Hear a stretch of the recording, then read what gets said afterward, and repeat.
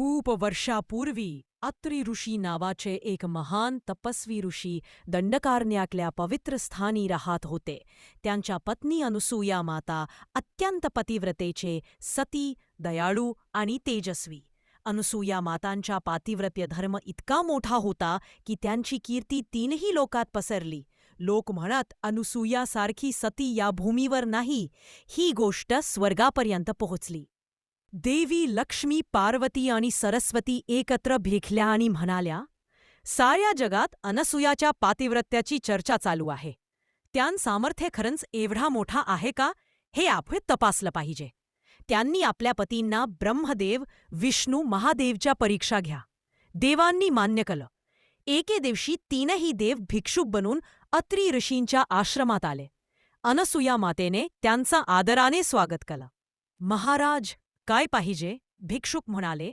माता, आम्हाला भिक्षा हवी आहे, पण अट अशी की आपण आम्हाला नग्न अवस्थेत भिक्षा द्यावी. सामान्य स्त्री घाबरली असती, पण माता अनसूया एक क्षणीही डगमगल्या नाहीत. त्यांचा मनात एकच विचार, प्रत्येक अतिथीत देवच पाहावा. अनसूया मातेनं त्यांच्या पतिव्रत्याच्या तेजाने मंत्र जप केला आणि तीनही भिक्षुकावर पवित्र पाणी शिंपडले. क्षणातच तीनही भिक्षुक लहान बालक झाले. मातेनं त्यांना उचलला, प्रेमानं अंगाखांद्यावर घेतला आणि दूध देऊन तृप्त केलं. आश्रमात दिव्य तेज पसरलं. अत्रि ऋषी परत आले तेव्हा त्यांनी हे दृश्य पाहिलं. ध्यानातच त्यांना समजलं, हे तीन बालक म्हणजे स्वतः ब्रह्मा, विष्णू आणि महेश. उधर स्वर्गात तीन देवांच्या पत्नी घाबरल्या.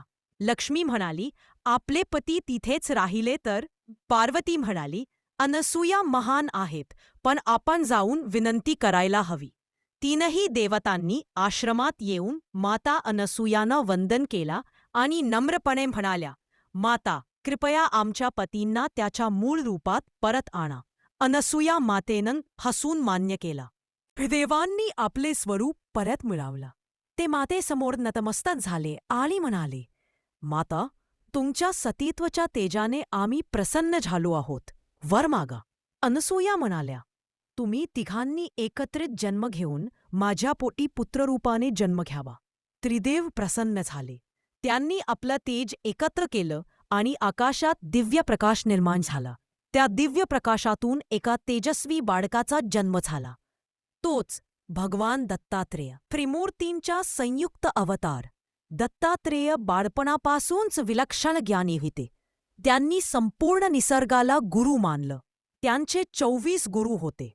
पृथ्वी, वायू, अग्नी, जल, चंद्र, सूर्य, मध्यमाशी, वृक्ष, नदी, सगळ्या निसर्गातून त्यांनी ज्ञान घेतलं.